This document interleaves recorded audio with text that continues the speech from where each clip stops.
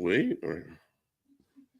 Ladies and gentlemen, we are live. We are live and back at it again, folks. It's Thursday night, and we got a lot to talk about here at the Wrestling for Life Network as we jump into AEW Dynasty, your preview and prediction show. We got lots to get into, the whole card. We're going to break it down. Me and these two pretty faces have you for the next little while, folks. So strap in, strap on, grab your snacks, grab your feel-good, and let's go.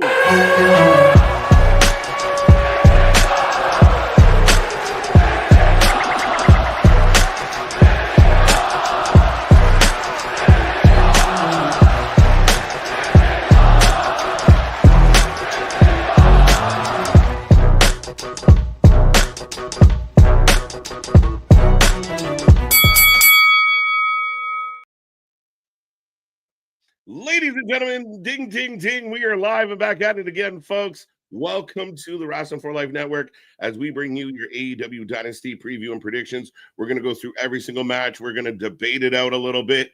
Who's going to win? What's going to happen? What twists and turns might we get? And it's going to be a fun one. Get in that chat. Let us know. We'll put up some polls, and we will talk about all these matches. So don't be quiet. Don't be shy. Make sure you hit like, share, subscribe. Be a part of all the fun, all the shows. As, of course, we will be here live 6:30 p.m. on Sunday for AEW Dynasty live watch along. Your reaction to all the action, and it's going to be a fun one. We're looking forward to it, folks. But I will remind you, I am Mr. Every Night KJ White, the Iron Man of YouTube. That is Big Nick. No, that is Big Nick. That is Anthony. Big Nick, I'm going back to you. Ladies and gentlemen, boys and girls, children of all ages, the Wrestling for Life Network proudly brings to you its tag stream trios champions of the world, the man who puts the T in TNA, Ringsider Anthony, the Every Night Delight, KJ White. I am Big Nick, and I did want to quickly, though, just touch on this. So I know we're talking Dynasty and everything, but can bring it up. Our buddy Cole Radrick tore his ACL and meniscus, expected out 9 months. I just shared his GoFundMe on Twitter. You can drop it in the Discord. But yeah, my GCW nemesis, when he was taken off, really, like he was out there going to be challenging for the GCW world title, struck down. Sad news. Hopefully can speedy recovery, my guy. But yes. Absolutely, absolutely, folks. But on a brighter side, we are going towards AEW Dynasty this weekend. Lots coming your way on this channel, including tomorrow. We're back at our regular time. WWE SmackDown live from Chicago should be a very interesting one, including Rey Fénix's debut. What else do they have in store for us? We will find out. But myself, Anthony, Nick are going to get into Dynasty real quick. We'll say hello to Michael, TJ, Cherokee, George, Ken, Hassan, welcome. See Money. Marty, welcome back. Daniel Berry, Sports Highlights. Rocco, Addy, Damian, Dennis, Swimmy, Swami, Swanson, Ken, Trey, AM Lions with us. Spaz with a $10 super chat. I will click that in a second. Mason, the Wrestling God, MDB, and everybody else out there. Welcome, welcome, welcome to the channel. Welcome to the show. Big Nick. Thank you, Spaz, for the $10 super chat that I get just to thrown out here to read, and hopefully it's not anything that gets us canceled. But Kiki, Jigs, Sticky Nick, and the Shtick, and Tony Rings with all the nicknames, all love boys, all positivity to the chat. What is your one favorite thing in wrestling right now, overall, Feds? Like, is it wrong to go like general and be just like the fact that we are on the road to WrestleMania, no matter what people feel about the build? That is my thing right now. Like, I'm super dialed in for WrestleMania. Yeah, no, that's kind of where I'm at with that. That's the overarching thing of everybody in pro wrestling right now is running at full cylinder, full throttle, fucking pedal to the metal with this shit. Yeah. Whether it be TNA, whether it be AEW, whether it be GCW, WWE, pick a fucking federation. Right. This is the Christmas of pro wrestling. Sorry, I might have said it too early. I apologize. It gets in emotions, but yeah, pick a federation right now, and they're going full throttle, pedal to the metal with this. So that's the best thing in wrestling right now. Yeah, sure. If I was picking one thing, I would just say no pun intended, but the glow up of Naomi. Let's go. Makes sense. Right. That's a good one though. Naomi's on fire. She's cooking. Honestly, I think my favorite thing, like if we're going specific, I really want to know what's going on with Punk and Paul. That's my like big gem on everything else that's happening. I like all of this stuff with Punk and Paul and Roman, so I'm in.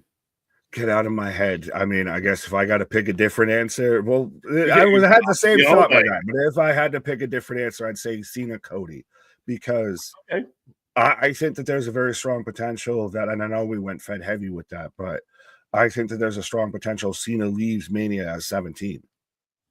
For sure. Now, as far as, I mean, if we want to get AEW in the mix, I'm looking forward to Jon Moxley losing his title.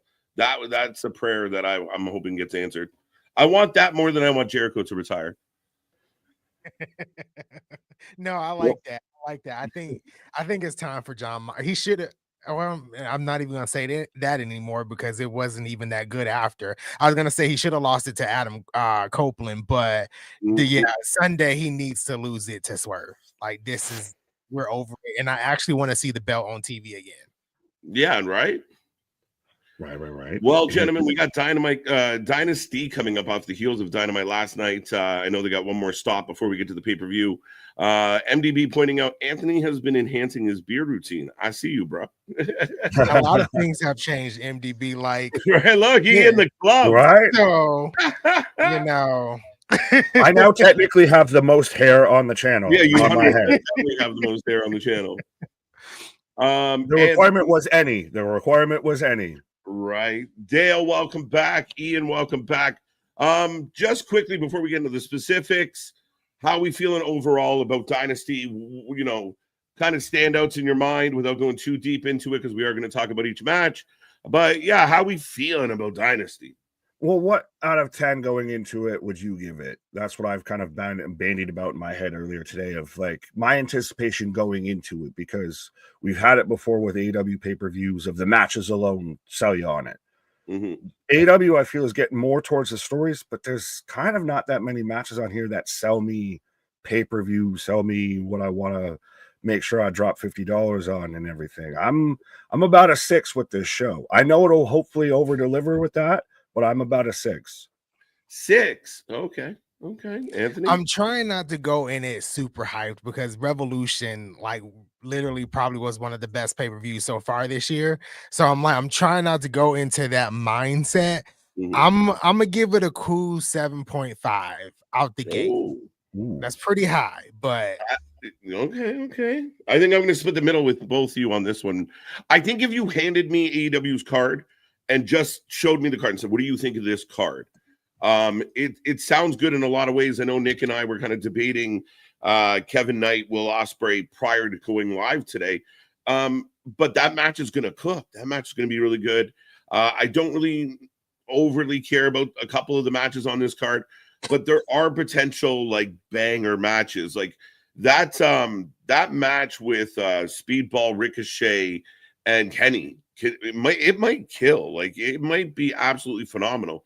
So there's optimism for me. I think I come in at about a 7. I'm not, chomping at the bit, but I'm pretty pumped. Well, is it, to me, I think, and we'll get into this a bit, obviously, I think there's going to be some really great matches. Like you mentioned, the Ospreay, the triple threat, or Omega, Ricochet, Bailey triple threat. Fantastic match. The Ospreay, Kevin Knight, fantastic match. Swerve versus Moxley. Should I hope, especially with the Swerve that we've been getting now, I hope you can drag him to at least a good match. But I think a lot of these matches, we know the outcomes already. That's the only thing that I think is different when you go into, say, like a Revolution, like Anthony brought up. There were great matches you didn't know who was going to win. These are going to be good matches, but you know how it's going to end. Yeah, I think they're having a little bit of the all-in teasers kind of out there. Kenny, Okada, Ospreay for the title. There's a few things that have kind of trickled out, or they've alluded to, that, I mean, you kind of you want to be cautious when you're trying to sell us on this big show, because like you said, I mean, if it's a foregone conclusion, it's not your best situation as far as setting up Dynasty. But overall, I think the people are pretty excited for it. Copeland is just Jericho with a mullet. That's hilarious. Anything coming out of Dynamite last night that tickled your fancy or intrigued you as far as leading into Dynasty? I didn't think it was a huge hype up show for Dynasty. Like it happened, but There was one thing that hyped me up for, well, two things technically that kind of hyped me up for Dynasty, and then there was some other stuff that hyped me up just for AEW going forward. Like a lot of the stuff was Swerve with Willow eating the paradigm shift and everything. Well, no, because I was listening to Busted Open earlier, and Dave and the artist formerly known as Baron Corbin brought up good points about how, well, Marina Shafir kind of took the house call right before that. So it's kind of one of those, well, you technically did the first shot that way. Right. And I thought that overall was really interesting. And especially the stuff with him and Hangman, the security was weird, but you were getting everything you deserve. I know. That was the Han Solo walk-off line. I love you. I know. I know, right? Yeah. Yeah. I actually, that ending segment that I know, like at first I was kind of confused. Then after watching, like I wasn't upset or mad about it. I was just kind of confused. Like we just ended with the I know. But then going back and listening to, people's videos about it, I was like, this actually makes a lot of sense in a way. And I think it's good. I can't wait to see kind of, do they explore that? Do they revisit it? Do they table it between those two? But I actually like that ending segment last night.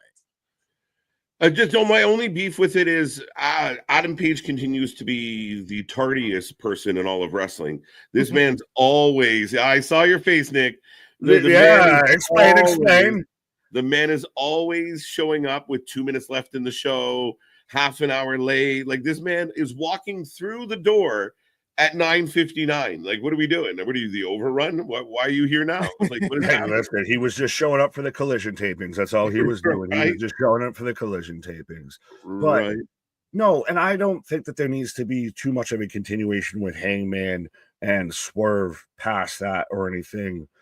But I just like that we're still intertwining. We're not playing dumb to stories that we've already done before and everything. Especially if Swerve wins, you circle back. I mean, I feel like Page has been one of the MVPs for AEW over the last year. He's been solid. He's been consistent. Love him or hate him, he's bought into what he's presenting and who he is. I like him a lot. I want him to have opportunity. And running back, him and Swerve, Tony might be maybe not in the wrong to go back to something that was actually successful. Yeah, but you're going back to syringes and drinking blood and everything like that. We can't go to that. We can't go to that. If Moxley can't go to that, why did Adam Page? We already didn't go to over there to that. Right. Well, we'll get into the first match here, sadly. Can I just say one thing, though, too, coming off of Dynamite real fast? Marina Shafir, please stop wrestling. Who? Marina Shafir, please stop wrestling. That powerbomb spot that she did with Willow, I'm to hell with worrying about the paradigm shift that she took and everything.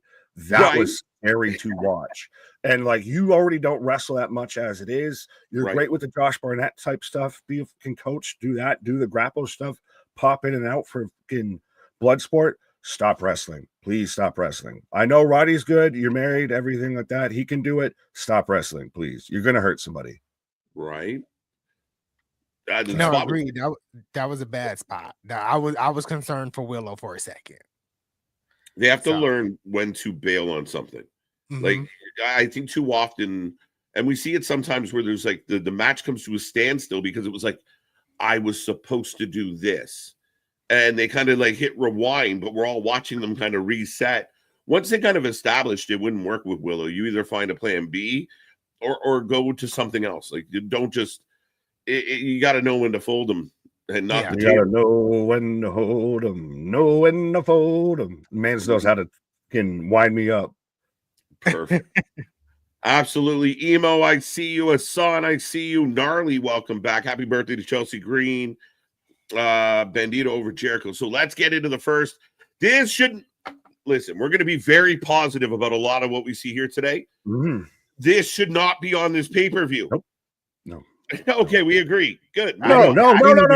This match shouldn't happen.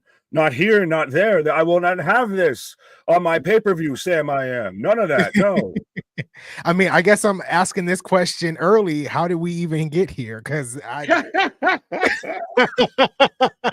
it's this ongoing thing. Jericho beat up Gravity, which is Bandido's brother, and then he pulled his mask off, then he ran around with his mask, and then Bandido stole it back. But before that, they were putting up wanted posters and doing cheesy Western vignettes. And now we're going to go title versus mask. Jericho is not helping you sell the rights to Ring of Honor to anything, a streaming service, a network. Stop lying to yourselves. Stop lying to Jericho. Just be real about it. Put the belt on Bandido so he can actually wrestle. We're going to watch Bandido go. Bandido's going to have to wrestle this match in neutral like he did last time. It's awful. And it shouldn't be on the Dynasty pay-per-view. Do it on Ring of Honor TV.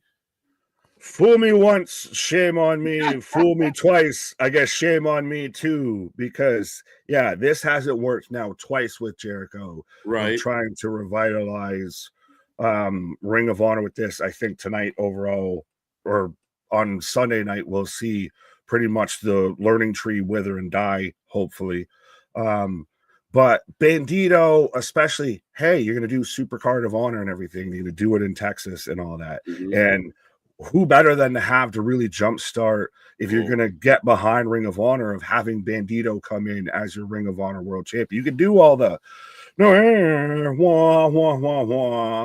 outlaw stuff and everything. Yeah, but once it became the mask versus the title, it's like Bandido's winning. I mean, Jericho's out there auditioning for Wicked with Defying Gravity of taking his mask off and everything.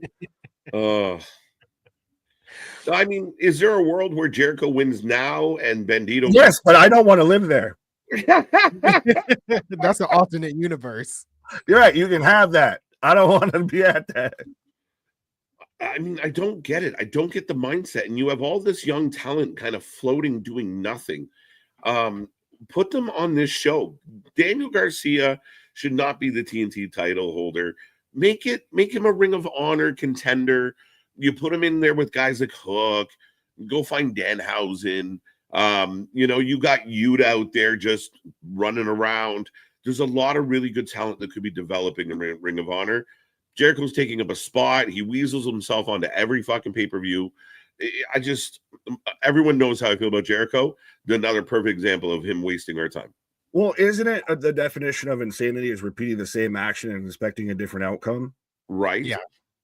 So, I mean, we've seen this now fail twice right in our faces. I think we're all in agreement that Bandido wins. Jericho, please just go be a manager. Go teach Big Bill to not be angry going away. Yeah, just be a backstage producer or something. We don't want to see you on TV anymore. We just don't. I don't think he's going away. Like I'm thinking Jericho's gonna win this match. You're shitting me. We're far enough long in the stream I can say those words now. Yeah, you of all people are picking Chris Jericho to win this. Well, I'm kind of like, again, if you ever want to ask if we're unbiased around here, I hate the guy. I think he might win. Bandido gets unmasked, and then you have Bandido go over Jericho in Texas. Maybe that's the play. I don't like it, but you've seen it here first, folks. KJ White has sold his soul to Chris Jericho. You guys were shocked about Cena. Check this one out. Right? Yeah, the man that habitually wears Jera Hogan shirts on Dynamite streams and everything, just to set the tone. I think the Jera Hogan thing is why I'm picking Jericho. I think that's the X factor here. Is Jera drinking too much of the Kool-Aid, the Flavor-Aid? Stop, Jim Jones. It's not good for you. Bro, he's going to show up on Sunday, look at Tony, and give him that doesn't work for me, brother. Maybe you don't work for me, brother. Tony, God damn it, have some huevos. You have no marbles. If that don't work for you, brother, then you don't work for me, brother. I'm telling you. I mean, the Jera Hogan thing makes me nervous because I could see Jericho pitching to Tony. Listen, I know it means I'm going to have the belt for a few more months, but the payoff's going to be so much bigger in July. Wink, wink. Like, I see it. I hear it. Okay, Chris, whatever you want. Let's go. Again, though, I can see this timeline that you are foreshadowing there, King. I hope I'm wrong. I don't ever want to be in that timeline. Like, you're goddamn Right. Doctor Strange out there. You know, there's a 4 million to 1 odds, and there's the one, and you're calling out that one. I don't want to be in that one. Right. Well, 46% of the chat went Bandido, 46 went Jericho, 8 went nobody. I should have had an option for it. Definitely not the fans. That's who's not winning in this match. The fans. True. Could this be Jericho lays down and just Bandido just squashes the out of him and just we move along? If you're gonna throw out the worst timeline, I'm gonna throw out the best timeline and see which one wins out. It's gonna be overbooked. Like, people are gonna run down. Gravity's gonna show up. His kids are gonna be there again. You know, like, you're gonna have the kids crying tears of joy. Gravity's gonna be able to celebrate with his brother as he reclaims the Ring of Honor championship. I don't know, man. I don't know. I'm more concerned about where you put this match on the card. Do you have it open the show? Do you have it somewhere in the middle? Yes, I just feel like wherever go get your bathroom, go get your concessions, all that. That's true. It's definitely not going to be an opener. I just feel like if you put it in the middle too, it's just going to be like it's just going to take out all of the momentum, and it's never going to come back. Should this match be on the pay-per-view? It should be on. It needs to be on 0 really hour. About Ring of Honor. It should be the Super Card of Honor. It should be on Ring of Honor television. Right. I'm just gonna throw it out there because let's see how well my Jericho, radar works. I have a feeling he's probably gonna go 4th, 5th. I could be wrong about that, but I almost guarantee you he will follow one of the 2 women's matches. It will be Mercedes than him. Like, and even if you watch the weekly show, it's always like a learning tree or Jericho, then Mercedes, or Mercedes then Jericho. It's a weird thing that I just keep noticing. So we'll see. I think I'm bad, but I ain't that bad. Is that what he's trying to rely on? Yeah. You know, all we need to do I may suck, but I don't suck as much as they suck. Right? Like, listen, Bandido, you hit a couple topes out the gate, we're good to go. Right. But all right. So the chat's tied on this. You both are taking Bandido. I understand why. I'm going CJ on this one, but I have to. Man, kidding, turning Travis Scott on us. This will be the time I'm wrong for all the times I bet against him. Please be wrong. Please be wrong. Help me, KJ White. You're my only hope. Right. Well, ladies and gentlemen, the next match on the docket. A little surprised this is on the pay-per-view, but a good match. I mean, people like both these contenders. It is part of the Owen Hart Classic, as Mercedes will take on Julia Hart. This is not a pay-per-view match. Love both. Well, like one women, don't like the other women. But yeah, no, again, that respectfully, this show could be 6-7 matches and be a fantastic pay-per-view. We surprisingly haven't had any pre-show matches added yet. So you're coming. Don't worry. Yeah. But don't worry. Better than the 4, not the 15, 16, what have you, that we're used to AEW. Give me 7 and we're good. This is a dynamite match. This is absolutely a dynamite match. And I also don't like the way that they set up the bracket. I don't mind the Athena Mercedes interaction, and especially it happening on Collision, because you got to make Collision matter. Yep. I don't like that we're going to have those 2 meet before the final of the Owen. That to me should be your final. I agree. Yeah. I don't really understand why Mercedes is in this tournament, to be honest. She has 9 belts already. Like, you don't need to be in this tournament. This needs to be for women that need an opportunity to be on AEW television. My heart wants Julia Hart to win, but she's not. So yeah, I don't really have much to say about this.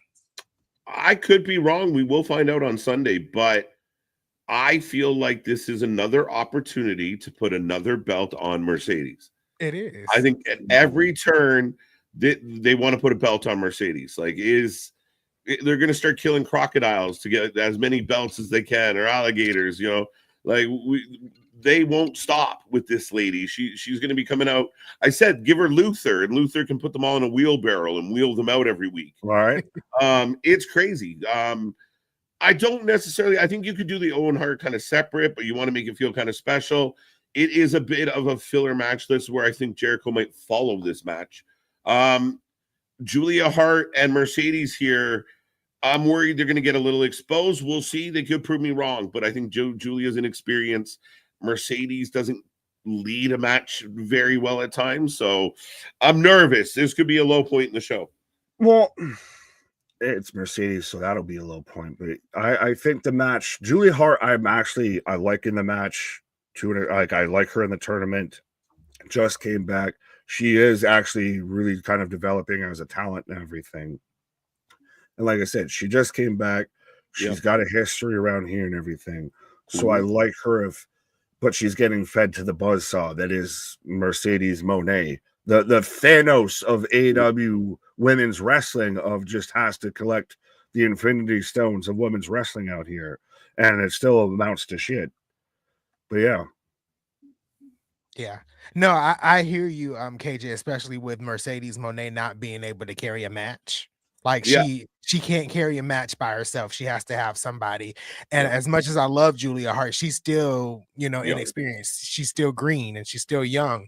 So this could definitely be a downer, because I don't think Mercedes Moné can clean up mistakes that Julia Hart makes. And Mercedes Moné is not the cleanest wrestler either. So yeah, this could be something scary, and not in a good way. Right. This is why this is a dynamite match. This is a dynamite match. 100%. This is a dynamite match. You don't need this on your pay-per-view. Right. I mean, I don't dispute that, especially when you have a zero build, right? So that becomes the challenge for this. Ultimately, it is Mercedes winning the Owen Hart similar to like Charlotte winning the Rumble, in that kind of vibe that people got? Times 10. Like, it's just one of those, bitch, you don't need it. Like, why are you doing that? Well, and honestly, why are some tournament matches pay-per-view matches and some are weekly television matches? Right. To me, I would just keep the tournament strictly to weekly television. That's what should be doing to boost your ratings, what have you. But as far as the Mercedes winning the Owen, this is, as we've all talked about it, she just needs to play belt collector at this point. This is how do you feed the monster, the ego that is Moné, of here's another belt, here's another belt. We went over this talent, we went over that talent. How much more young talent do you need to bury, Sasha? Exactly. And then, like, at the end of all of this, like the tournament, you win that title, so that'd be 5, and then you earn an opportunity shot at the women's champion at All In, so that's 6. Like, it's not necessary, and I'm actually starting to get pissed off thinking about it. Well, couldn't you hear the conversation of like, Tony, wouldn't it be cool to say like the best women's wrestler of all time? Look at me, like I have all the belts. Like you have the best, female wrestler in the history of history, and this is how we're going to make people believe that. I mean, it's a possibility, man. I said it for a long time. This lady is not losing a match for a long time. I want Mercedes to come out with merch that just says, I love me some me. Go full TO with this, because that is absolutely where she's at with this. I love me some me. Right. Who has a longer winning streak, Mercedes Moné or Hologram? I believe Mercedes does have a longer one. Yeah, been longer with the company, I'd say that. Let's go. Okay, so officially, all of us taking Mercedes? Yeah. I was going to say, can we get to some positive matches here? Yeah, we're working on it. Anthony? Unfortunately, I'm taking Mercedes Moné. 73% of the chat took Moné, and I will take Moné as well. Again, I just don't see her losing. My question is, if Julia beats her, I know it's a tournament match, but I guess she's not the TBS champion, because then if you lose, you should lose your belt. I hate those. It's stupid, but I think you're still setting up Mercedes versus Athena. Unfortunately, they're going to have them meet in the semifinals, which is weird to me to do that because I think that's your biggest money match for Monet and Athena right now. That's your match. I mean, maybe you could do Athena, Tony Storm, but that'd be interesting. But Athena, Mercedes, Monet is your money match, and you're going to kind of essentially give it away in a semifinal. Yeah, I think it's one of those things. Like, I worry that the egos temper things. Like, Athena, they're worried about Athena getting super hot, so you put her in that position instead of putting her in the spotlight in case she outshines you. I don't know if that's true, but that's the vibe I've had for a long time. I just put egos aside, make money. Put Athena in the other side of the bracket. You set that up as that's the final. Whoever wins, wins. Cool. So, say if Mercedes wins it, she goes, she faces Tony Storm or Megan Bayne. I'll leave it up to when we get to that match. But and then she, gets turned aside, and then now we got to get back to say title versus title, what have you. If Mercedes really wants to be belt collector, try and collect Ring of Honor's women's world title. That's the longest reigning Ring of Honor world champion. That's a money match to make. And look I booked it in 2 fucking seconds. That's the thing. It's at this point, it's just minor tweaks that AEW needs to make, and you're striking gold. Right. In a lot of ways. But gentlemen, next match on the docket, got a bit of a last minute match. Bit of a pivot. The rumor is that Jay White has a legitimate injury. Kevin Knight has stepped in. Kevin Knight, who we saw on Dynamite, will be going one-on-one with Ospreay, and I'm looking forward to this, gentlemen. Yeah, I'm actually really excited for this match. I'm more upset though that this is in the tournament.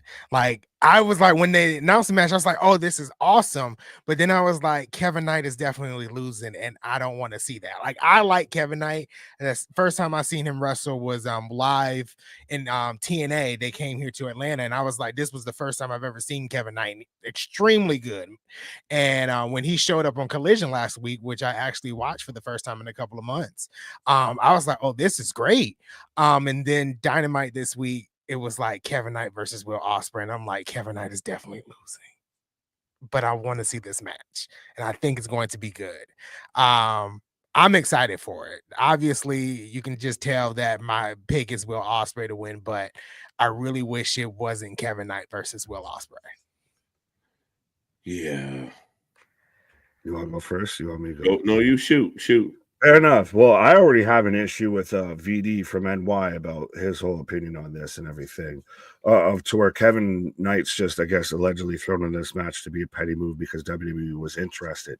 I think this match has the potential to steal the show, be match of the night. This is going to be potentially one of the matches, an underrated candidate for match of the year when we're all said and done with this, because these two guys can go. And I know Kevin Knight is losing this match 100%. Ospreay is all but set to be the new world champ. Whoever wins the main event of this show, come all in. They're winning the world title. Ospreay is going to be the fucking flag bearer for AEW. But this is a way to fully put some attention on a guy you just signed, a guy that's super talented and everything like that, a guy that you can sit there and let become your new Ospreay, your guy that's homegrown-ish talent and everything that really develops and everything. So I don't mind. I know you and I, KJ, have talked about whether this should be on the pay-per-view or if this should be on Dynamite. I think the matchup itself, I really like. It'll steal the show. I know Ospreay's winning. I can concede that this maybe would be like a main event Dynamite match. Absolutely. I mean, again, if Sasha and Julia Hart's Dynamite match, so is this one for that reason. However, that being said, I'm super pumped about this match. As Anthony said, Kevin Knight is an absolute gem. This guy puts on banger after banger after banger. We know what Ospreay can do. This is going to be a work rate display on as we go into this one. These two guys are going to go. Unfortunate for Kevin. Again, my only issue, I mean, part of my issue is if I worked at AEW and I was an active wrestler on the roster and I'm doing stuff and I want to get in there and I want to be involved in at least I'm in the bracket. And all of a sudden, like Kevin Knight comes out of left field, is on the pay-per-view. It's a bit of an interesting issue for Tony because he has so many people not doing anything. Like if who would you replace Kevin Knight with though? Hobbs was an option. But would you rather? So you'd rather have Hobbs' job than Kevin Knight, who you just signed? Yeah, I mean, again, a job's a job. Like, I mean, at the end of the day, you're going to take the L. If it's Hobbs, fine. You said you know maybe let Kevin Knight beat up a few people and get a few wins under his belt, instead of just hi, I'm here. L on a pay-per-view. It's going to be a but good I match. believe in Kevin Knight, and I don't think you get the same match that you would get with a Kevin Knight versus Will Ospreay that you would get with, say, a Hobbs versus an Ospreay. I agree with that. With a Big Bill, anything like that. Like, I think this is a way to show up and show out. And I've actually recently liked AEW's recent couple of signings I think that they are actually better fits for AEW than they would have been in WWE. Mike Bailey is a better fit in AEW than he would have been in WWE. Yep. I would have loved to see Kevin Knight in WWE, but he would have started off in NXT and everything. I like seeing Kevin Knight in AEW when he can still work the New Japan connection and everything like that. Yeah. So I like the way that they're going with this. I want to see this match. I agree. I could settle that it shouldn't be on the pay-per-view, but I wouldn't change the matchup. You got a new signee you're trying to put over and make the new guy. Put him over by having him dropping out the gate. You give him some matches where he's going to have. But so you take an L in what's arguably the match of the night. You hope, right? But at the end of the day, then that's a pretty solid L. I take that L. Nah, I mean, again, I'd rather have somebody else that we have less invested in. You have time for Kevin Knight to be in a few Dynamites, beat up some of the other people. Let him, and he'll lose, and he'll go on to that. That's cool. We'll see. That's where I was gonna get to. You said you made a statement, Nick, saying you believe in Kevin Knight, and I believe in Kevin Knight. I don't believe in Tony Khan. So that's where my concern is when it comes to what happens after this with Kevin Knight. Is like, are we going to continue to try to push him into the main event scene, or are we going to do the Harley Cameron and have her team with Mercedes Moné? That's that. I would hope with giving Ospreay this spot, or with giving Kevin Knight this spot versus Ospreay, it would be a sign in that direction. It's not a title match, what have you. And I understand the concern, but I'm also a little scared. Money don't make money, so. I want to believe that maybe he's starting to figure this out of this is how you can build this guy up of he's going to lose, but he has a fantastic match, has arguably match of the night with Will Ospreay. And then he goes into Dynamite and then he takes on, say, maybe the winner of who wins the TNT title, what have you. And we could go into something with that and let that simmer and everything. Yeah. No, he fucking Dante Martin. That's what he's gonna get. The Dante Martin run. No. Dante Martin. You've been watching too many Wednesdays. You've been Stockholm syndrome. That's why you're out here cheering for Jericho. Why you hate this match, everything. 92% of the chat are going for Ospreay, as you can imagine. As they should. Yeah, I mean, it almost looks like there's a potential for Ospreay, Kyle Fletcher one more time. Oof. But that all being said, anybody going for Kevin is what I'm trying to spit out. No.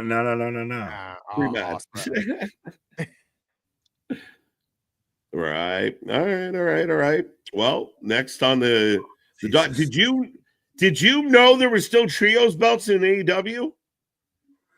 If you didn't, you do now. Right.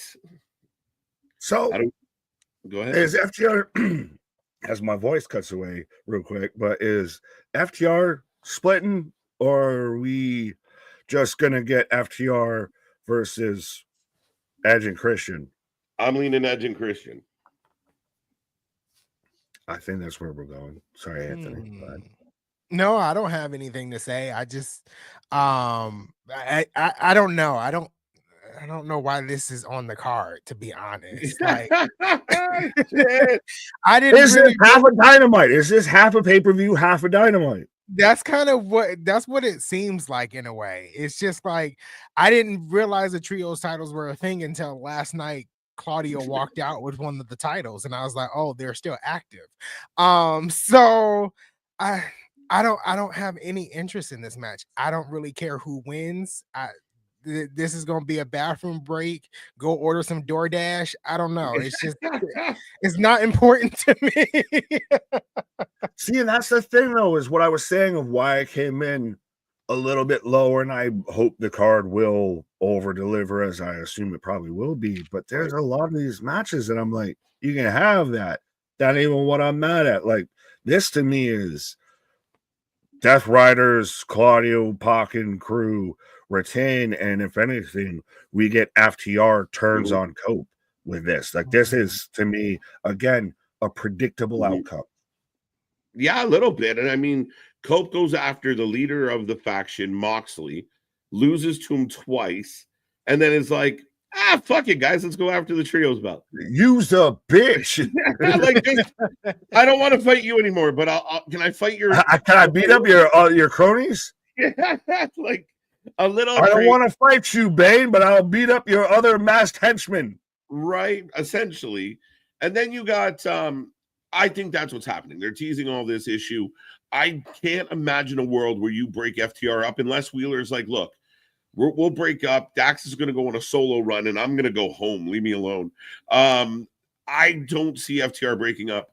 I think they turn on Edge, and then Christian saves Edge, and then they have that whole, like, you were such an asshole, but I love you, and they bond, and they get back together. And that's your all-in matches, Edge and Christian versus FTR. Yeah, I've seen that theory thrown around, and especially because Christian seems to be kind of on the outskirts when it comes to the patriarchy and everything too as well. True. So It might be one of those reunited and it feels so good. FTR decide to take out Nick Wayne's mom for a good time. Nick Wayne's mom has got it going on. Right. She'd be taller than everyone in this fucking match outside of maybe Claudio. Right. I mean, we can move on from this match pretty quick. Let's see what the chat said. 53% FTR, 44 Death Riders, 6% nobody. So neck and neck. This is a coin toss. The trios, listen, I mean this politely. Just put the trios belts back in the closet for a while. Yep. Focus on your tag team division. Send Yuta to Ring of Honor. Pac and Claudio, great tag team. Let them roll and go from there. If you're setting up Edge and Christian, that's kind of cool. I can get behind that. But the trios belt should go away. Focus on tag team wrestling. Yeah, it should be okay. Yeah, there's a fungus among us, and it's called the trios belts at this point because that shit stank. That shit's got rot. That's the black mold of tag team wrestling in the wrestling universe at this point because yeah, it's cool, Tony. You wanted to be like AAA, and you want to be like CMLL, and you wanted to be like the Luchas, and we got all the trios and everything. And then your EVPs left, and this person got hurt, and that person left, and everything. And the trios belts don't mean shit. And most people forget that they even exist. Just end them. Just get rid of them. Absolutely. Shelf them. Take them out. So, yeah, I would agree. Official final votes. Death Riders. Yeah, Death Riders. Yeah, I'm gonna say Death Riders. I think there's for half a second. You're about to just go haywire again. Trying to mix it up, keep it exciting, folks. I want it to be provocative, get the people going. But we're gonna get the people going. There you go. Okay, so in the tag team respect, as we just talked about, bolstering the tag team division, the Hurt Syndicate taking on our buddies, the Learning Tree, in a very intriguing matchup. How do you feel? So we're not gonna just mention about MVP dog walked Brian Keith and Big Bill and everything. And Big Bill is just always mad. Like, this is 100% Hurt Syndicate. Bob and Shelton are going to win this. I'm more interested of what's going on with MVP and MJF. Yeah. With that whole, Bob, you big, beautiful bastard. Right. Yeah, I think they've got me kind of into MJF and Bobby as a possibility. I kind of like that interaction this week. Other than the way it ended, it kind of ended very abruptly, and MJF kind of just wandered off. It was like he looked so bitch made. So maybe this is leading to something. I'm being straight. Like literally, the man said, "Okay, you can go now," and like he put his head down and walked off. Like yeah, but his MVP setting up to where he's kind of looking at MJF as that's the new young prospect, what have you. We've talked about it with Heyman and WWE of, hey, maybe I start to, because Bobby even cut the whole promo. You told us to take a vacation, and while MVP told him to take a vacation, he was out there courting MJF. Yeah, that's true. I am interested. At first I wasn't, but after last night, I am interested more in Bobby Lashley and MJF and see where that kind of leads and lands. I think it'd be something wild if they do kind of pair up together or whatever they're trying to do there. Regarding this match, this is easily the Hurt Syndicate. I am somewhat kind of excited to see this one. I think it'd be a little back and forth between each team. But it's easily the Hurt Syndicate retaining them tag team championships. Right. Well, I'll tell you what I've learned over the last few weeks. The learning tree is way better without Jericho. If this was just a tag team like the Outlaws, or give them some name between the Hunter and Big Bill, they are a good tag team. Keith is a great wrestler, great attitude. You see that he's kind of got that like Tama Tonga vibe of he just growls all the time at the camera, but it works. Big Bill is showing that he's underrated when you give him a microphone. And his physique, he's this huge man. I like these two. The problem is the old ball and chain, literally old ball and fucking chain named Chris Jericho that they got to drag around their neck. But I think this is going to be good. I think they've done a good job of bringing teams in. I like this because it's more heel baby face. They got to lean into the fact that the fans they're popping big for Bobby and MVP. So they need to push that and let them get over. Don't try and force them into that gray area with everybody else. Yeah, the Hurt Syndicate's going to be working babyface in this match. Yes. As Steven was even saying, MJF, the wild card, could help the Hurt Syndicate win. Could be a possibility. Ooh. I just hope this is where the learning tree withers and dies. We already talked about Jericho losing despite the man in the middle. And now with the rest of the learning tree loses tonight, and I assume loses handily. Of Brian Keith, I'm a huge fan of. I remember being here on stream when they signed, AEW signed him, and then when they sat there and threw him with the learning tree, and I was out there like the Godfather, look what they did to my boy. And Big Bill's super talented. I wish he'd go back to the W. Morrissey stuff and everything like that. Just let them be their own people outside of, like you said, the fucking Jericho experiment is not going to work. It's not working. It never worked. It's a failure to launch. Cut it off. We can't run this bullshit anymore. Jericho is, if you watch any of the movies where someone is being intentionally drowned and they have the anchor tied around their waist, that's Jericho. He's the anchor that's intentionally drowning people. Sleeping with the fishes. Let's go. Jericho, the cement bricks, the cement shoes, the cinder block shoes. Right. Well, like in a perfect world, let's say in a perfect world, Chris Jericho is the most amazing man, and he just wants to be helpful, and he's selfless, and he's really trying to put these men over. He is failing miserably. He is actually doing the opposite. So let's say all in the perfect world came true. He's still fucking up. It's still not right. But I like Bill and Keith. I hope they do more. Like the Outrunners got the title match at the last pay-per-view, and we haven't seen them since.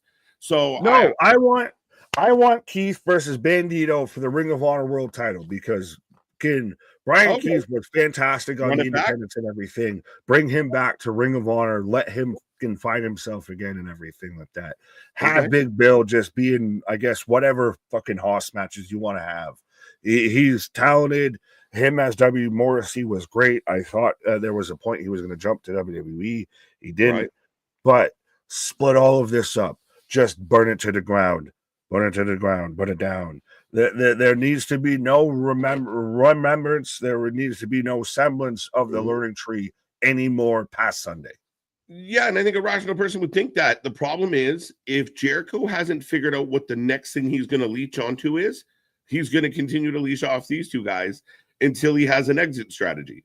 So we'll see. Unless he's going on world tour, right? But he needs that. Tony needs to have Huevos and give Jericho an exit strategy of, again, that doesn't work for me, brother. Cool. Well, you don't work for me, brother. I feel like Nick came here with the copium tonight. Like, he just really like Tony can do it. I'm with you. I'm trying to be Captain Positive. You didn't want us to beat the pissed hard under out of this, man. So I'm trying to be the shield.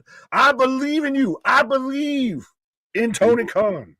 Right. So 44% saying learning tree, 53% saying hurt, and 3% saying nobody. I have noticed a trend that a lot of the votes are pretty tight so far. So, I mean, a kind of a good job considering we feel like a couple of these matches are obvious. Yeah.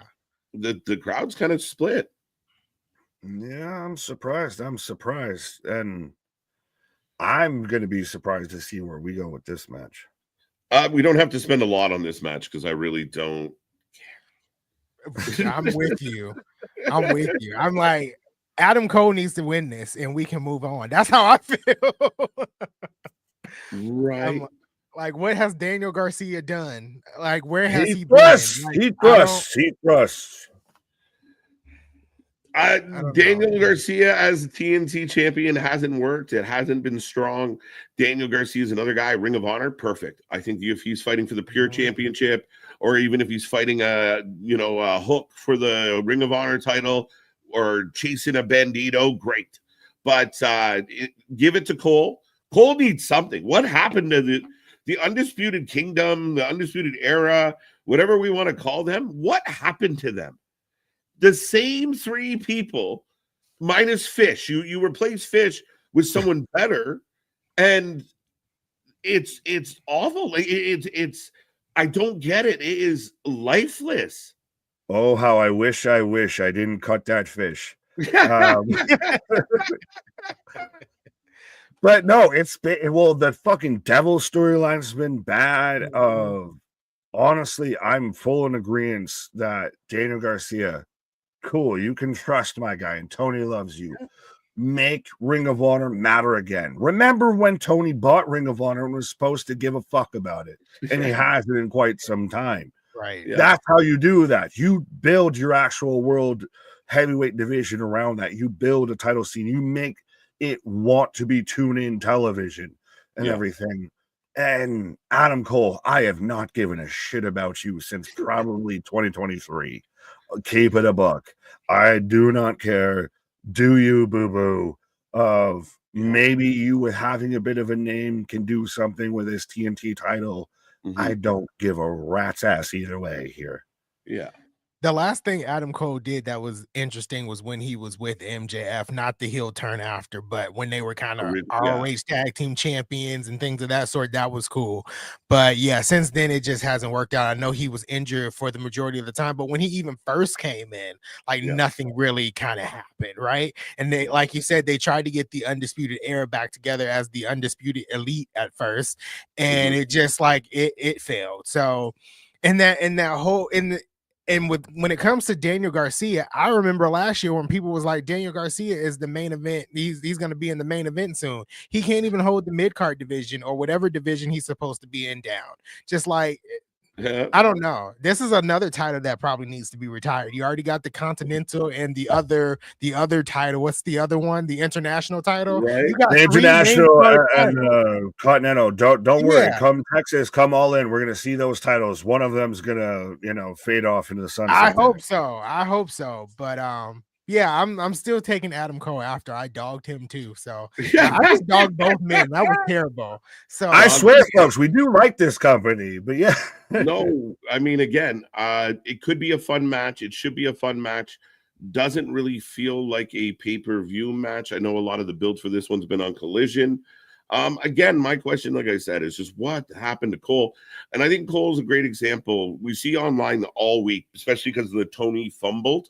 And there's the super defensive people that are really pointing out, like, oh, it doesn't matter, blah, blah, blah, blah. But again, the examples, Adam Cole's another great example of a guy that came in with a really big name value that isn't as valuable as he was then. And I mean, that's unfortunate. I mean, we talked about Deanna earlier tonight. Like, she's doing a live chat during Dynasty. My heart, my poor heart. This woman is so good at what she does. And you have her talking about your show instead of on it. Blows my mind. Well, trust me, we had talked about seeing if maybe we could get her to make a guest appearance and everything like that. Right. More active booking than she's actually gotten in AEW. But yeah, I also, by the way, find it fucking weird that the same people that championed the Owen Hart tournament hate Bret Hart now because of what he said and everything. But that's my favorite. Yeah, you fickle fucks. But that's my favorite. It was so happy about all that. The Adam Cole thing, it's become the law of diminishing returns with this, of he has done nothing but somehow lose value and lose value and lose value. And I think we might have lost a person. We lost value. We man down.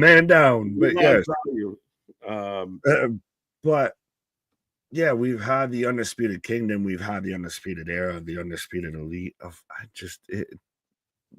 Please make it be something at this point. Like, give me a reason to care. Yeah, I mean, this was a tricky one, but let's see right now, Nick.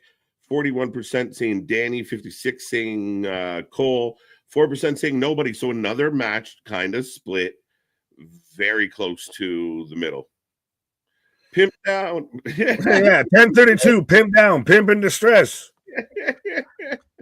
Hi. I don't know what happened. I just got an error that said we can't it's unexpected error, and everything just shut down. I don't know what happened. Again, we've talked about this. It was right before we went live. All of a sudden, KJ froze up, and then everything, and then it's become frames. Now, in the middle of the stream, Anthony goes down. I'm waiting for my turn to get taken out by Tony Khan and the Hit Squad. You've recently had some moments. So exactly. Well, trust me, I've been already corrupted and everything. But yeah, it's out there. If you're not going to say nice things and say all the positive things about my show, I'll strike you down. Well, welcome back, Anthony. Final votes on this one. I think we're all taking Cole. Yeah, easily. Yeah, I'm taking Cole. I make the TNT title matter again, I guess. Right. All right, here we're into a big one for that title, the international title. Triple threat, Ricochet, Speedball, Kenny. We might have seen one of the breathiest promos we've ever seen between Speedball and Kenny I've ever seen. It was like two hair dryers in the bathroom blowing at each other. It was all when you're in that restroom and it has the two hand dryers going at it, you can just hit them both at the same time. How are we feeling about the triple threat, chat? How are you guys feeling about this triple threat? Should be match of the night. Could be a dark horse contender match of the year. Like, this on paper has all the reasons to be great. We know who's winning, though, and it's Kenny Omega, and we're moving on to Okada. Thank you. You have a nice day. Now it just becomes who takes the pinfall, and I'm assuming it's Ricochet, and he goes on his honeymoon. True. I didn't think about that. Yeah, this second best match of the night, maybe first, depending on what happens with Kenny Omega, not Kenny Omega, but Will Ospreay and I forgot the other guy's name. Kevin Knight. Kevin Knight. Yeah. Kevin Knight. Don't worry, I'm gonna rub it in VD from NY's face. If it's Kevin Knight, motherfucker, it's Kevin Knight. But yeah, easily when you see him out there and all in, it's Kevin Knight. Easily one of the best matches of the night. All three of these guys are going to throw it down, on Sunday. I'm especially excited to see Speedball Mike Bailey make his pay-per-view debut for AEW. Like Nick said, Kenny Omega is taking this one easily, but this is going to be a great triple threat match. Foggy window. Hashtag foggy windows got me. I was right with it to the end. This should kill. This should cook. I think it's going to be a lot of misdirection. I think their bodies are going to be flying everywhere. We know Kenny loves his big matches, loves to show up and show out. Should be fun. We know what Kenny and Speedball have done against each other in the past, I'm thinking. Then I doubted myself for a second. But either way, all three guys are workhorses. This should be fun. It should be fast-paced. It's going to be everything Jim Cornette hates about wrestling, and we're going to love it. It's going to be exciting. It's going to be fun. There's going to be 37 false finishes. I can't wait. This match, and again, the Kevin Knight, Will Ospreay match are the matches you tune into AEW to watch so far that we've talked about. Of this match from pillar to post will be entertaining. I think we're going to get probably a good section of Bailey and Ricochet doing their kind of thing and everything. I say Ricochet takes the pinfall. Kenny is obviously moving on at this point to him versus Okada, title versus title with that. So again, will be a fantastic match. I wish that I didn't know who was going to win it going in. Is there a chance you're wrong? Is there a chance that he drops this belt? Is there a chance that a meteor strikes me down right now in the middle of this live stream and everything and cuts off my sentence? Yes, there is a chance. There is a chance. Likely? No. So you're saying there's a chance? There's a chance. All right. Yeah, I agree with you. I think the fact that they teased Kenny Okada when Kenny returned was a weird decision because we have so much other shit to do. Like it was a really weird thing to kind of throw out. We said this though when we said that when that moment happened and everything. So we're just pissing off of Dynasty. Like Revolution got lucky and still had enough of it. We knew Dynasty at this point was almost just that we've got to get through it to get to All In. And this is respectfully a little bit where this is kind of feeling. Yeah, fair enough. Kind of agree there. Yeah, I see where you're going there. Okay. Young Bucks interfere with the match, and Omega cost Omega the loss. I mean, could you see the Young Bucks working with Ricochet? I don't want to see the Young Bucks. So let's say that. But yeah, no. Ricochet, I don't. No. I wouldn't just be. Oh, right. We're supposed to be insufferable. So let's get with the most insufferable thing right now. Right. No, I don't. I actually like Ricochet's little heel turn and everything. Honestly, who I would want to see with Ricochet is Samantha Irvine. That would be interesting. Like as a valet, she wanted to be a manager. Bitch, show it. Just well, again, she's gonna have to show it. Just because you want it doesn't mean you can do it. Yeah. Go prove yourself. Prove yourself. Show your work. Exactly. Okay. So this one, again, even the chat is a little bit torn. 44 for Kenny, 44 for Speedball, 11% for Ricochet. So are all three of us going Kenny as well? I'm definitely taking Kenny. Okay. I thought maybe you take Speedball, but no. No. We're all Eric Cartman out here. Kenny. I like that the chat said 44% for Speedball. I do like that. Yeah. Ricochet, the low man on the totem pole here, getting no respect. So it's kind of funny. Speedball comes in and he's like the new Ricochet, but Ricochet's like, but I'm still new. I'm still here. Yeah, but no, Ricochet is annoying as shit. Of you're gonna eat this pin, and I wish Tony, you sat there and spent money on how many theme songs you couldn't afford. Brass monkey, that funky monkey. I said that on Wednesday. It's almost like I watch our streams. Maybe they'll do it for Dynasty. But man, it couldn't be that. He spent so much money on music already. I mean, how much were the Beasties really charging for that jam? Seriously. I'm sure they might, how many people are out there, rocking intergalactic and everything like that right now. I still got love for Speedball. I think it's wicked, but all right. So let's get into some of the heavier hardware. 2 big title matches. As Megan Bate, Tony Storm, and this one's a tough one to call, I think. Oh, really? Oh, really? Well, I want to pick. Do I pick with my brain or do I pick with my heart with this? I'm glad it was those 2 choices. I could have said other things. Would you like me to say other things? Don't poke me. Don't poke me. No, you don't poke me. Touch me and just hurt me till I can get my satisfaction. No, Toni Storm wins this. I would love to see Megan Bayne win this. I really, minus the weird thunderstorm, the thunder tits interactions and everything like that with Megan Bayne and Penelope. Penelope's been great in this whole thing of just booting the shit out of Tony the Riveter right in the face and everything. But I would like to see Megan Bayne win this. But I don't know what you do with Megan Bayne once she wins this. It's like a dog chasing a car. I don't know what they do once they reach the car. Yeah, where do you go with it? Is it Camille? Right. What do you do with Tony if she's not title holder and you've done Mariah May?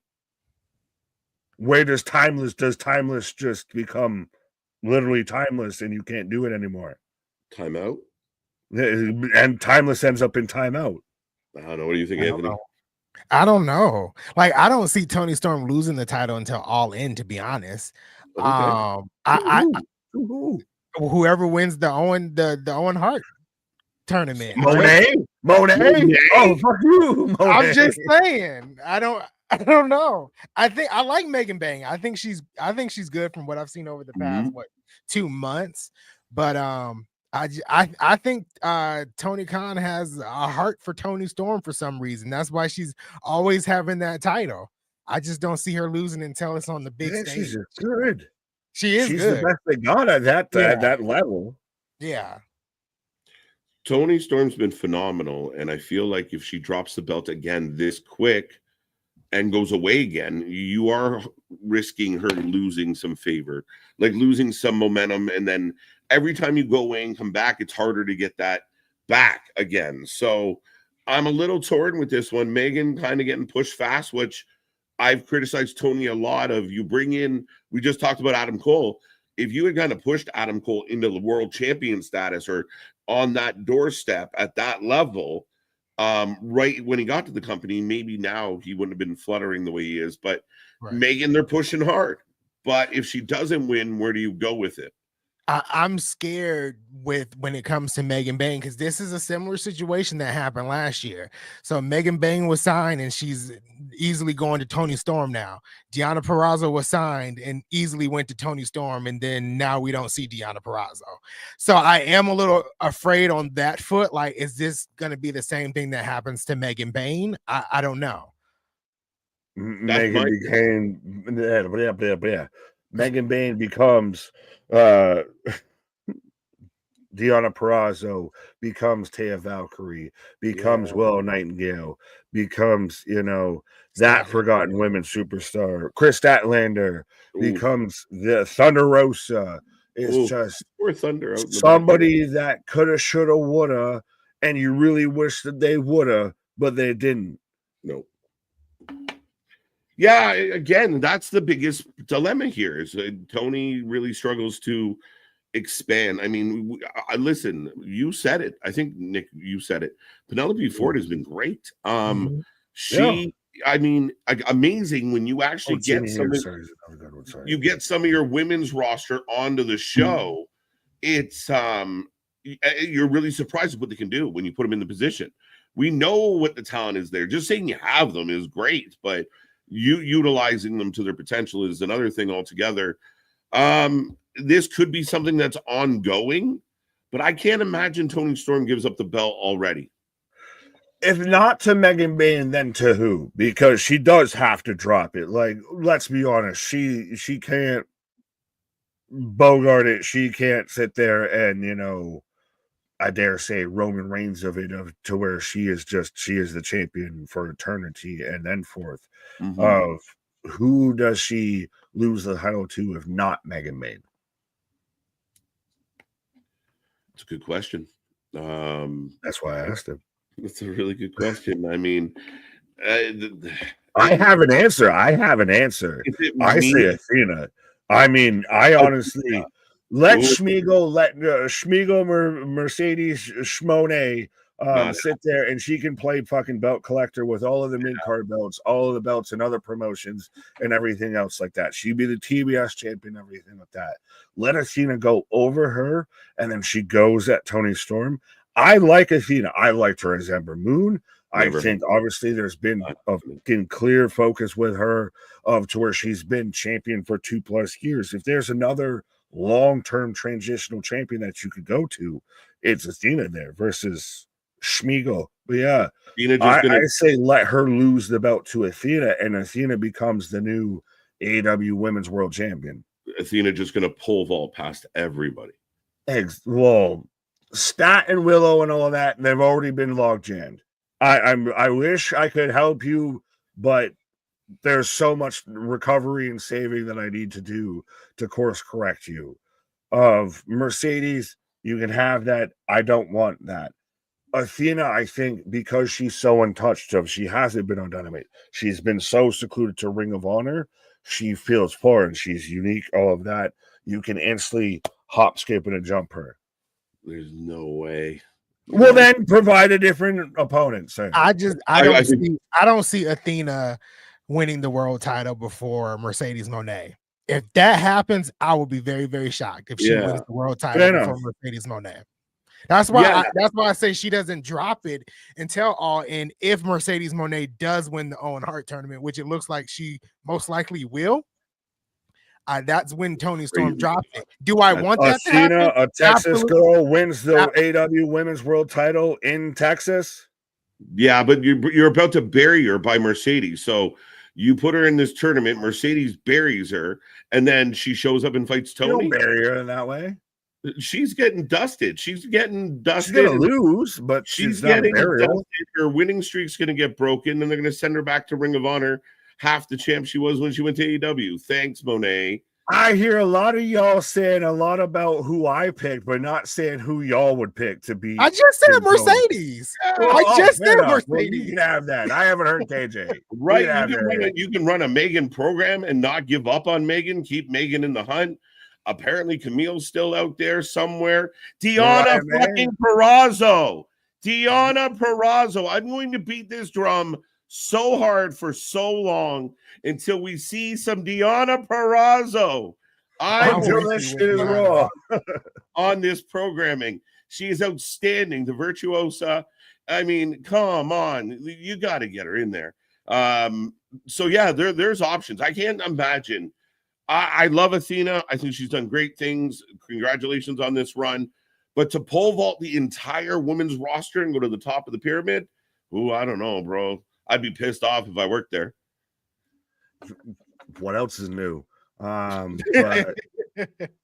do you think Megan Bayne could win? What happens if Megan Bayne wins? Megan Bayne, your new women's world champion. Mm-hmm. The Valkyrie, the fucking giant headdress and everything. Mm-hmm. Joey Janela's death by Snoo, all of that. Mm-hmm. I think Megan works as a champ. I mean, you feed her some there's some good baby faces for her to be fed. So yeah, I mean, but I do think that they're trying to set up Toni and Mina as well, because there's rumors Mina's circling the wagons when she's done with her current deal. So I don't know. It's possible. She just had her last match in Stardom. Well, this is where the problem lies. We can't figure out where Megan Bayne is going to be because the title is on Mercedes Moné.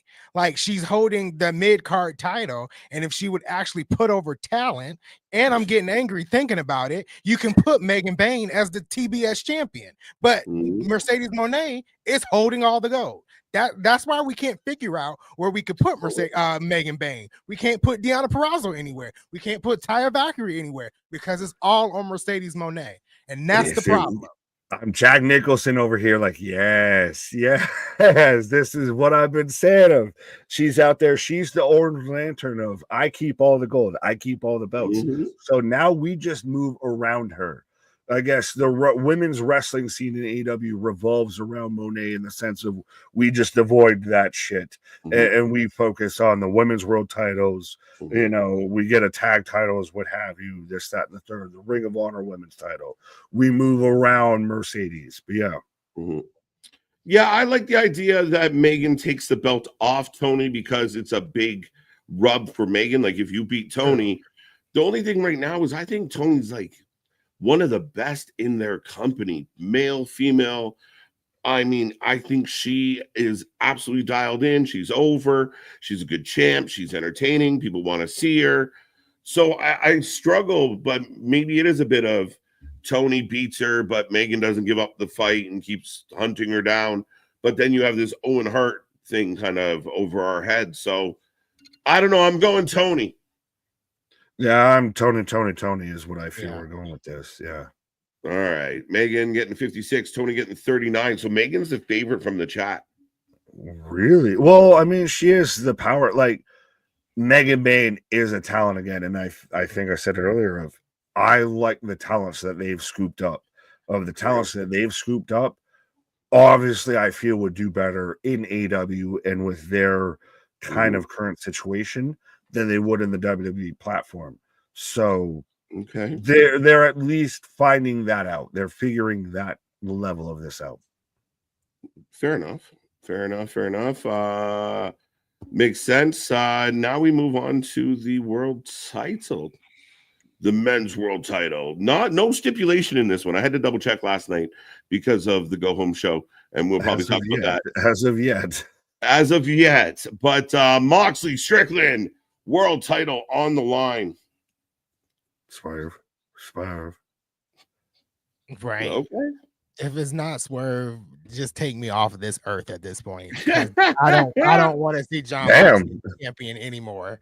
Like, I want to see the title on television. I don't even know what it looks like. Is that actually the title in the middle of the screen? Has it changed? I don't know.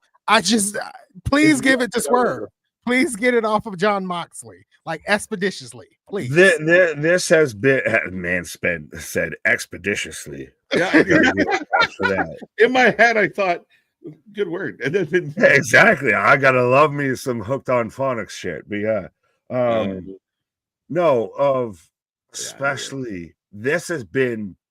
We were worried, and Swerve's been under some controversies lately, but also Swerve kind of for a while went by the wayside a little bit and became more of an afterthought and everything. And then now him with this, he is your flag bearer. He is the guy. He is the captain. He is the quarterback. He is the one that runs the team out onto the field. I feel is where they're going with this with Swerve, and it fits perfectly. From like we talked about earlier with the Hangman thing of I know of you're getting what you deserve. I get it. To now with this, just please put the fucking death nail in the Death Riders because the story has gone on for far too long. It's not going too much of anywhere. The most we could get into this is because Moxley's DDTing women. Just give this to Swerve. And then we can have, say, a Swerve Ospreay at All In for the world title and shut up and take my money. And that's why I love the fact that AEW moved away from WrestleMania season with everything. I think they were smart to do that. Again, for the fans out there who were like, we're so much better. Listen, you're fighting an invisible war. You're fighting an invisible war at this point. It's not the same. It's not the same. So smart decisions, play your game, play your lane. It works. Even the Wednesday, Thursday, back-to-back works. Ultimately, I think that the Death Riders should be buried at this point. I said it on Wednesday. Swerve Strickland versus Will Ospreay, All In, could be a match of the year. It could be the match of the company's history. I've said it multiple times, and I mean this with the utmost respect. Swerve Strickland should be the Jey Uso of AEW. The minute his music hits, everybody is on their feet, swerving to the max, and they are completely hyped up. He is that guy that has the full package, promo, wrestling, and over with the fans. A guy that you can start shows with energy, the guy that can be the face of the business until the guy like an Ospreay. I mean, that's how you build this company. I think he was there, and I think he's been there. I would say he's Seth Rollins. I wouldn't say he's Jey Uso. I would say he's Seth Rollins. If he's the guy that's conflicted, they're all conflicted, though, Nick. Every one of them's conflicted. Yeah, but he has risen above. Him versus Ospreay will feed families and everything. Oh, yeah, that will be a fucking linchpin, a flagpole match in AEW's history. I love it. I will be expeditiously flabbergasted by the travesty of John Moxley retaining his championship, quote unquote, Anthony. Right? Anthony, what do you think of this one? I'm really excited about this match for Swerve to win. That's why I'm excited. Yeah. I someone said it. I don't know who said it in the chat on Wednesday. I think it might have been Boston. I don't know. Maybe I've seen it on Twitter. But someone said that John Moxley leaving WWE has exposed John Moxley for not being, a great wrestler, a great character. I don't know who said it, but it's absolutely true. It's absolutely true. And I think if we're going to move this company, if the company is trying to do better and grow, we got to take it off of Moxley and give it to somebody who's going to represent the company as a whole, as the face of the company. And Swerve is that guy. Swerve is that person to be the face of AEW. I like the idea of Swerve, Ospreay in the future down the road. And these are guys that AEW, I mean, Swerve, we know his story, but AEW can pretty much say we put Swerve over. We put him where he is now. Swerve is loyal to the company, loves the company. Ospreay, same thing. Moxley is not that guy, and I don't think the troops are gathered around Moxley anymore. The glass spot on Wednesday night was stupid. And again, it's not like I didn't cringe. I didn't flinch. I just saw it happen, and then we moved on. Like, Rio Glass, Cry Me a River. But it was just, again, we do a glass spot on the go-home show for a non-stip match. Rare. Isn't this after how Moxley was out there with Spike, embedded into his spinal column and everything like that? Mox has a ceiling. Curious why you want Mox to lose the title, because it hasn't been good. This whole storyline, this whole angle. Me, I think AEW's actually starting to hit its stride. It's starting to figure itself out. Regardless of how many fucking Twitter accounts and everything want to hold the line on there's a war between AEW and WWE, they've admitted, no, we're going to carve our own lane and everything like that. And that's where they should go. And that's where having a guy like Swerve as your world champion, and you can pivot to this and that and everything. You can pivot to a Swerve versus Ospreay, which is everything that right now, theoretically, WWE is not. That's, to me, the way that you go with this versus Moxley. That's just kind of just lost in the mist out here. I don't know where we're going with.